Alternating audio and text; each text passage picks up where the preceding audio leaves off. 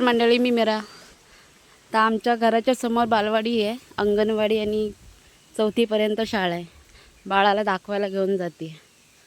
चला दाखवते. ही बघा शाळा. आणि हे सर्व माझ्या आजोबांची जमीन आहे. आणि आजोबांच्याच जमिनीमध्ये आजोबांनी ही शाळेला जमीन दिली आहे. माझ्या आजोबांचं नावसुद्धा आहे शाळेमध्ये. 10 गुंठ जमीन माझ्या आजोबांनी दिलेली शाळेला तेव्हा. आता माझ्या आजोबा हयात नाहीत, पण त्यांचा फोटो वगैरे आहे. आणि ही बाळाची छोटी मावशी जी कालच मुंबईवरून आली आहे. बाळ घरात राहत नव्हता म्हणून आम्ही जरा बाळाला शाळेत बालवाडीत घेऊन जातो आहे. बघा किती सुंदर वाटतं आहे ते. माझं घर दिसतही नाही आहे.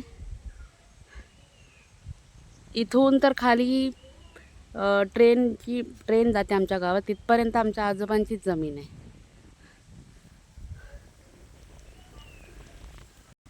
तर ही शाळा आहे मंडळी, बघा.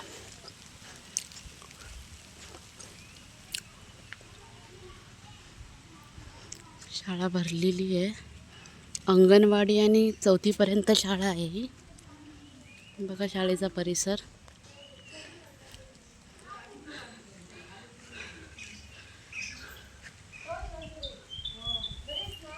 तर मंडळी हे माझे आजोबा आहेत, बघा.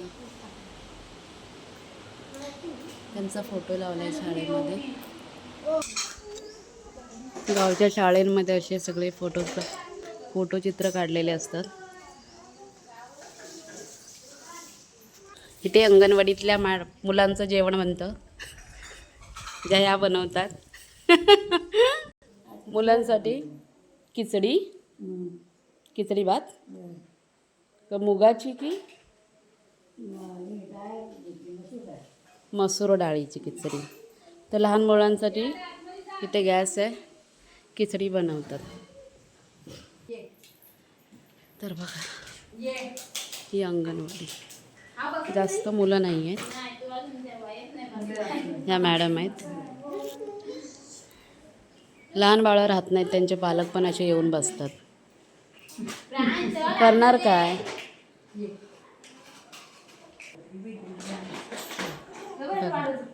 अंगणवाडीत मॅडम पण खेळतात मुलांसोबत. जास्त मुलं नाही आहेत, 5च मुलं आहेत. तर मंडळी, तुम्हाला माझा व्हिडिओ कसा वाटला मला नक्की सांगा. कोकणातल्या छोट्या छोट्या गावच्या शाळा खूप छान वाटतात. जिथे आम्ही शिकलो, तुम्हीही शिकलात असाल, आठवणीत राहतात. माझं पण 3री पर्यंत शिक्षण ह्या शाळेत झालं होतं, पण तेव्हा एवढं डेव्हलपमेंट नव्हतं. बट आत्ता चांगलं आहे.